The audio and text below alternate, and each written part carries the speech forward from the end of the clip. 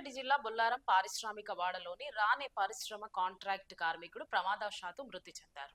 న్యాయం చేయాలంటూ స్థానిక నాయకులు శుక్రవారం ఉదయం నుండి 6 గంటల నుండి పరిశ్రమ దగ్గర కంపెనీ కార్మికులు ఆపేసి నిరసన వ్యక్తం చేస్తున్నారు.